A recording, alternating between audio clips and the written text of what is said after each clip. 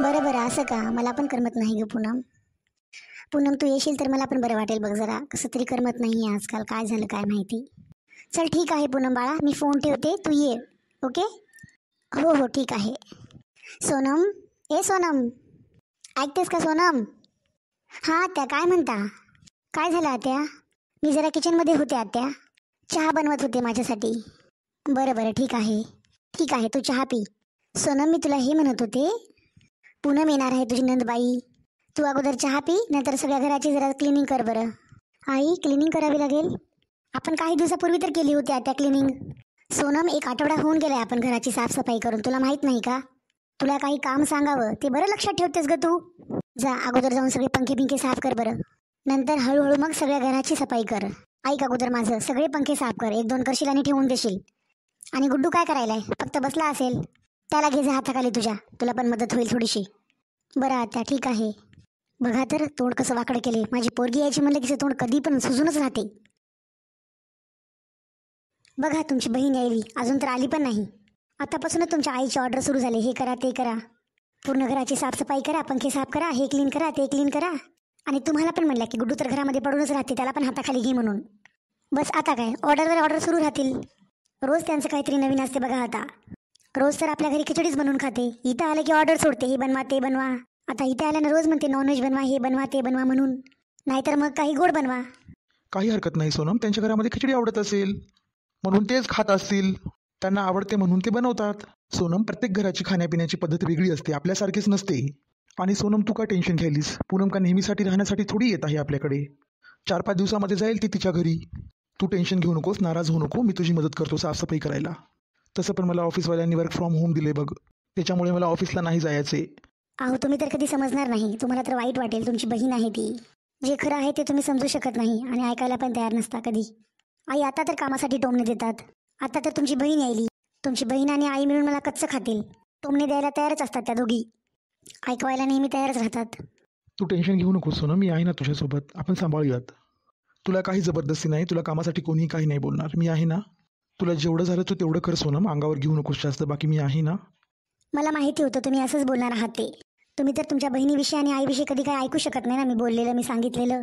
कारण तुम्हाला त्या दोघीजणी कधीही चुकीच्या वाटत नाहीत. तुम्हाला तर नेहमी माझीच चूक दिसते. तसं नाही सोनम, समजून घ्यावं लागतं सर्वांनाच. मी एक काम करतो, उद्या सुट्टी घेतो ऑफिसहून, तुझ्यासोबत मी पूर्ण घराची साफसफाई करू लागतो. अहो 2 घंट्यामध्ये तुमची बहीण येणार आहे आता. आणि तुमच्या आईची ऑर्डर अगोदरच आली आहे की ती येण्याच्या पहिले पूर्ण साफसफाई झाली पाहिजे घराची म्हणून. मैं तो जोरू का गुलाम बन के रहूंगा. गुड्डू, ए गुड्डू, ए गुड्डू, तुला आज माहीत झाले का बायकोचा गुलाम आहेस ते तू? नालाय का, तू तर आहेसच बायकोचा बैल. पूर्ण दिवस तिच्या मागे पुढे फिरत असतोस. काम धंदा तर काही नाही, दिवसभर पडून राहायचं, उगं पडून राहायचं घरामध्ये, काम तर नाही ना काही बिनकामाचा. अगं आई, मी बिनकामाचा थोडी आहे, अख्खा दिवस तुझ्या सुनेसोबत काम करतो की. तुला माहित आहे आई, सगळ्या घराची साफसफाई झाली बघ. थोडं थकलो मी, आता जरा झोपतो. मी पण थकली आत्या. ऐक सोनम थांब, तू कुठे चाललीस आता? आत्या मी पण थकली, मी थोडंसं जाऊन झोपते, मी पण थकलेली आहे ना. तू कशी थकलीस बरं? तू काय काम केलंस असं? सगळं काम तर गुड्डू करत होता, तू कशी थकलीस? एक काम कर, तू किचनमध्ये सगळे डब्याचे घाण झालेत ना, चिकट झाले, ते साफ करून घे तू. अहो आत्या असं कसं बोलायला तुम्ही? पूनमताई किचनमध्ये जाऊन डबे थोडी बघणार आहेत. ती डबे नाही बघणार तर काय झालं? दिवाळीची साफसफाई नाही करायची का घरामध्ये? तुला सांगितलं होतं ना साफ कर म्हणून. जाय किचनमध्ये जाऊन सगळे डबे साफ कर. तू मला हे सांग, तू काय काम केलं सकाळपासून? सगळं काम तर गुड्डूनं केलंय. आत्या असं ओरडून बोलू नका, सगळं काम मीच केलंय, त्यांनी फक्त पंखे साफ केलेत. मी पण माणूस आहे आई, मी पण थकते ना. सोनम तू ना माझं डोसकं खराब करू नकोस बघ. जा किचनमध्ये जा आणि सगळे डबे साफ करून घे. जा अगोदर साफ कर, नंतर थोडा आराम कर. आत्या पूनमताई का डब्याला हात लावू लावू बघतील की काय? हो हो बघेल ती, तू जा बरं. जा आता इथून निघ आणि सरळ किचनमध्ये जा. ती बघेल नाही तर नाही बघेल, पण मी बघेल. जा बरं आता, इथं उभे टाकू नको, जाऊन साफ कर पहिले ते. यांना कोणाला तर खुशीच नाही माझी पोरगी यायली ते. मी पण जाऊन पूनमची रूम साफ करते आता, तिची बेडशीट आणि ब्लँकेट चेंज करते.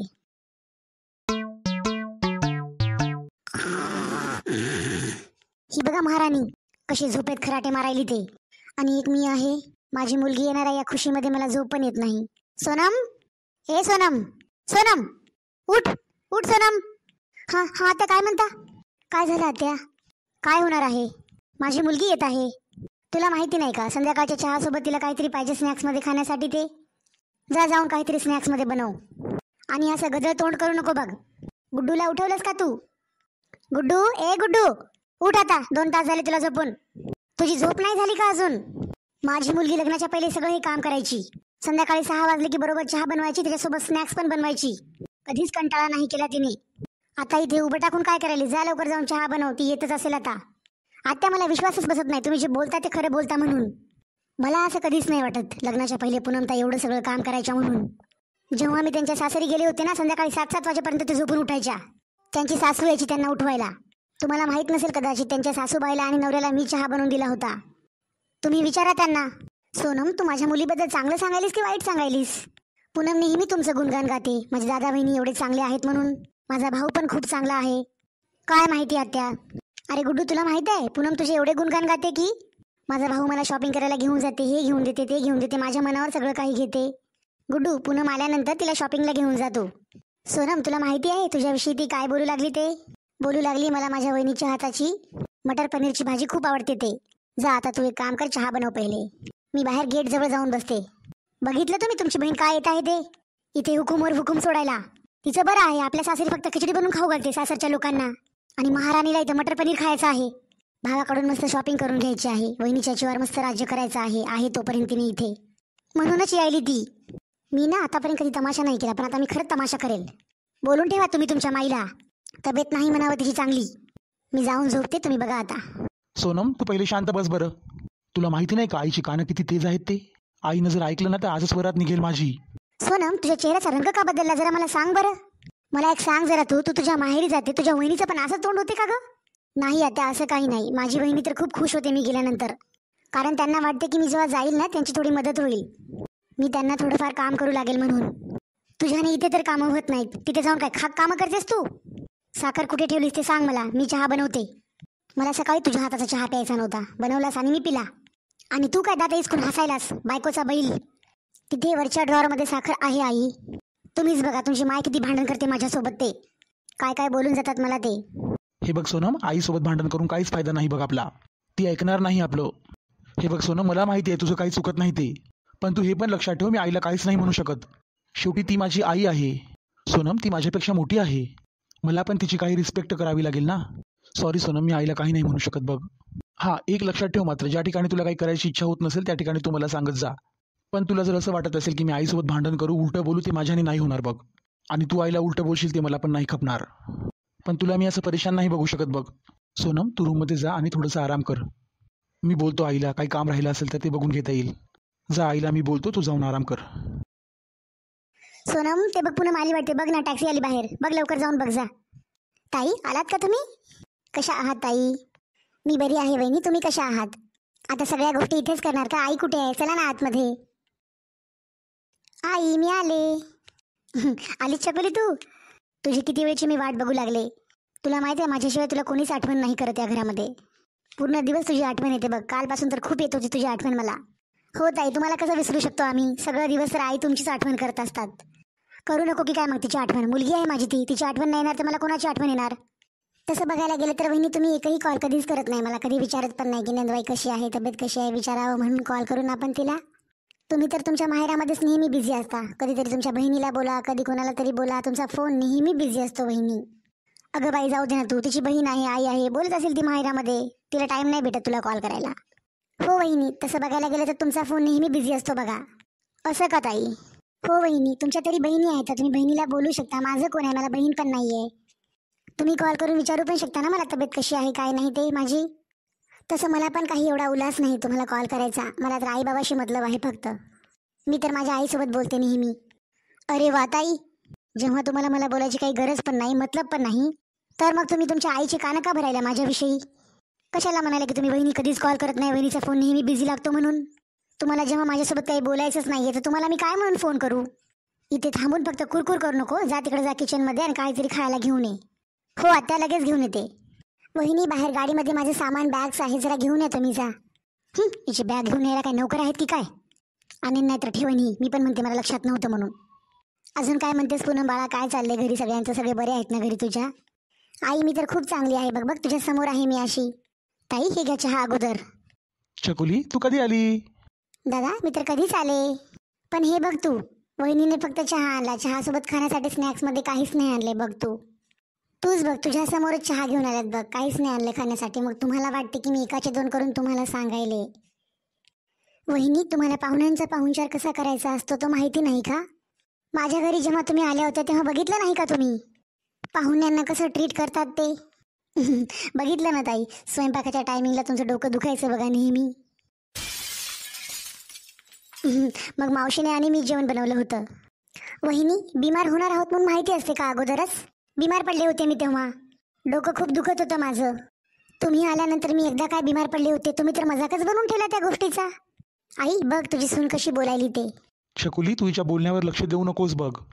तू अगोदर चहा पी, मी बाहेर चाललोय. तुला काही पाहिजे असेल तर सांग, मी घेऊन येतो बाहेरून. खाया पियाचं मी बाहेरून काही घेऊन येतो. तुला अजून काही पाहिजे असेल तर मला सांग. तू चाललो, मी लगेच चाललो. मी काहीतरी घेऊन येतो तुझ्यासाठी. सोनम, तू तुझं जा किचनमध्ये, काही काम असेल तर कर. जा तू तुझं. इथे कशाला थांबलीस तू? आई बघ तूच, ज्या दिवशी ही आली होती ना त्या दिवशी डोक्यामध्ये माझ्या खूप दुखू लागलं. बाकी माझ्या सासरी सगळं काम मीच करते. माझी सासूबाई काही करू पण नाही लागत. आणि वहिनी बघ कशी टिंगल उडून गेली ते माझी. आई तू बघितलंस का, भाऊ पण काहीच नाही बोला तिला. तूच बघ आता आई. ओ ऐका ना. सोनम, काय झालं? अजून काही मागवायचं आहे का तुला?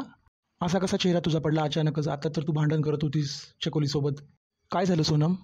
ओ ऐका ना, जरा मला चक्कर सारखं होते, कसं तरी वेगळंच होत आहे मला. अगं सोनम, काय झालं? तब्येत जरा बरी वाटत नाही मला. सोनम, ए सोनम, काय झालं तुला अचानक? ए सोनम, आई, पूनम. अगं सोनम, काय झालं सोनमला? गुड्डूला पटकन सोफ्यावर घे बरं इथं. आई असं अचानक वहिनीला काय झालं बरं?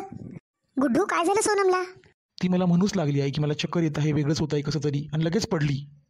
तसं पण आई सकाळपासून ती काम करायली. तिने जेवण पण केलं की नाही काय माहिती नाही बघ मला.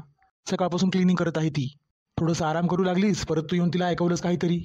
ती परत उठली मग, आणि तिने काही खाल्लं पण नाही. पण गुड्डू, मी खाण्यापिण्यासाठी कधी नाही बोलले तिला. मी तिला कधीच म्हणत नाही की काही खाऊ पिऊ नकोस म्हणून. आणि हो तसं पण तुला माहिती आहे आपल्या घरामध्ये कोणत्याच गोष्टीची कमी नाही. ते कामाचं काय गुड्डू, सांगावंच लागते. घरामध्ये आहे, मी मोठी आहे घरातली. मी नाही सांगणार तर कामाचं कोण सांगणार?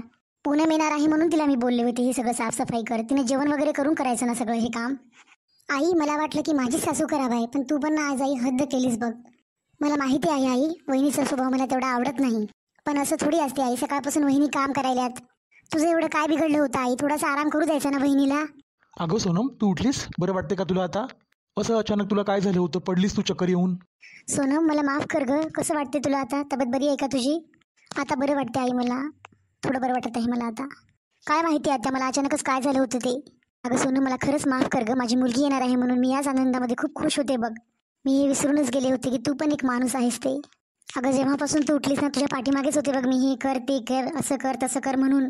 माझं काम होतं एक वेळेस तुला विचारायचं की जेवलीस की नाही म्हणून. तू सकाळपासून काही जेवण पण नाही केलंस. मला खरंच माहीत नव्हतं ग सोनम. ते आत्या आज टाईमच नाही भेटला बघा जेवण करण्यासाठी मला.